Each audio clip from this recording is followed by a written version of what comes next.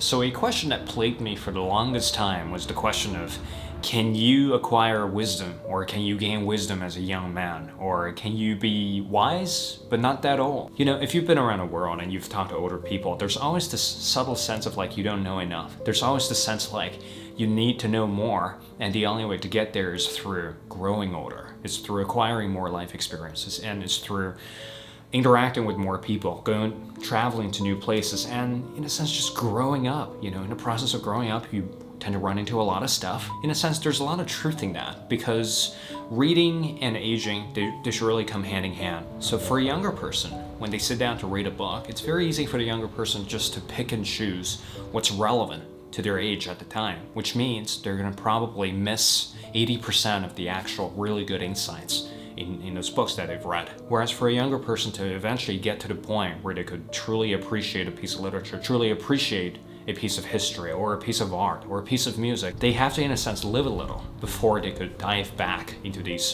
books, before they could return to what they've read 3 years ago and discover all kinds of different insights. And this right here is precisely what happened to me with this book, David Thoreau's Waldun and Civil Disobedience. I've read this book roughly 3 years ago, and at the time, I just kind of skimmed through it, and the only motivation for reading this book was basically this element of pride. I wanted to finish a piece of classical American literature, and at the time I was really interested in literature, so reading this book 3 years ago was more like me trying to prove to myself that I could do it. But after rereading this one a few times over the past 3 years, and now I'm reading it again for school, and the key thing that I've discovered was that I've missed so much when I was reading it for the first time. Because for younger people, they in a sense have this kind of like, they have blinders on when they're tackling literature or when they're tackling books written by older people, because their perspective on life, or should I say their scope and perspective and their horizon on life isn't exactly wide enough to absorb all the necessary insights in those books. And that's why if you give yourself a few years to experience life a little, you know, moving out of home, making new friends, and getting a new job, your perspective on life through living through experiences is going to expand. Different conversations will open up your world, and different experiences, whether in romance or in academics or in you know, during work, they're in a sense going to enrich your reading experience, because now when you read a book, you could then identify so much more that you just really couldn't identify before, because your perspective was so narrow. Old and wise are in a sense synonymous, being old and being wise, because being older allows you more perspective to derive more insights from books, and that, you know, with the combination of the two, wisdom becomes a subproduct. But even with that being said, I think there's an extra trap that we need to really look out for if we don't want to fall into the trap of blindly listening to older people. I'm probably going to get battered for saying this, but there are some stupid old people out there, and if you blindly follow the advice that you should listen to advice from older people, then you're going to fall into this trap. There are people that have been through a lot of life's experiences, yet they remain where they are, yet they remain in a little town where they were born, yet they remain reading practically nothing. They remain in the old rotten state that we're at before. And then if you seek advice from these people, what you're going to get are merely dogmas and superstitions, or like just very partial perspectives instead of wisdom. We cannot call a stupid old man wise, because that's just not a very smart way of looking at it. And David Thoreau even went as far as to say, practically, the old have no very important advice to give to the young. Their own experience has been so partial, and their lives have been such miserable failures for private reasons, as they must believe.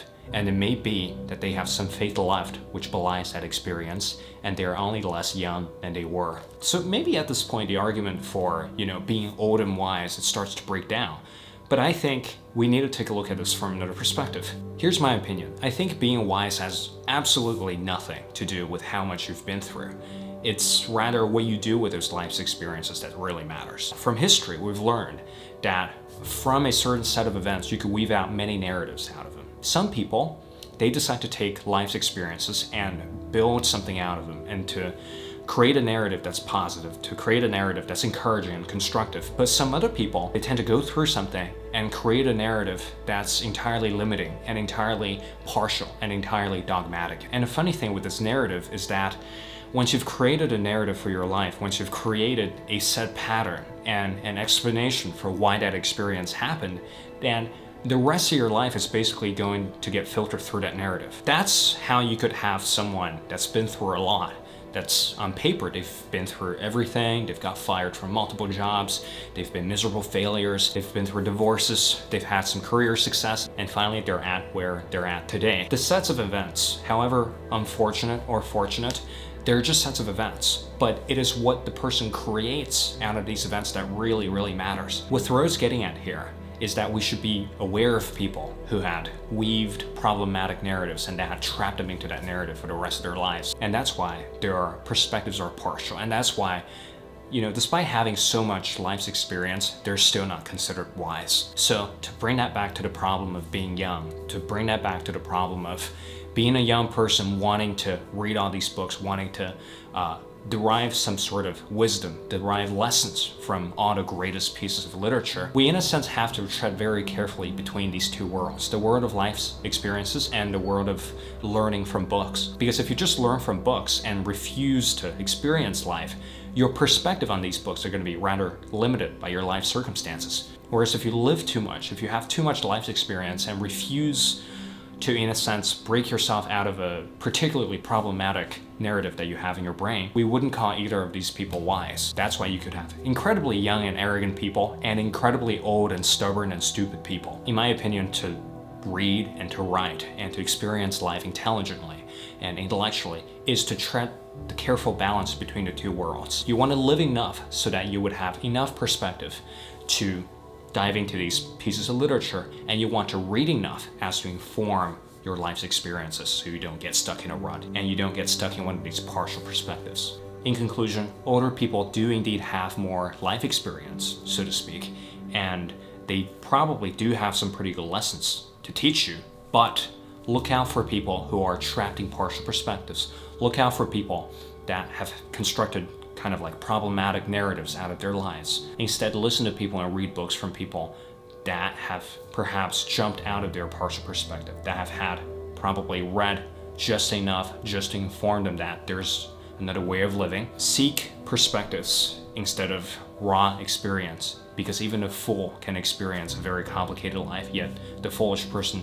cannot weave anything constructive out of it. So I hope you guys have enjoyed that video, and this is going to be the start of a new series called Book Notes. So I'm going to take out little excerpts from books, from articles I've read, from academic journals, from pieces of literature, and discuss little snippets with you guys in the form of a video. Tell me what you think in the comments below. Do you think younger people should religiously listen to advice from older people, or do you think there's a better way of doing things as a younger person? Anyhow, RC Waldun here, and I will see you in the next video.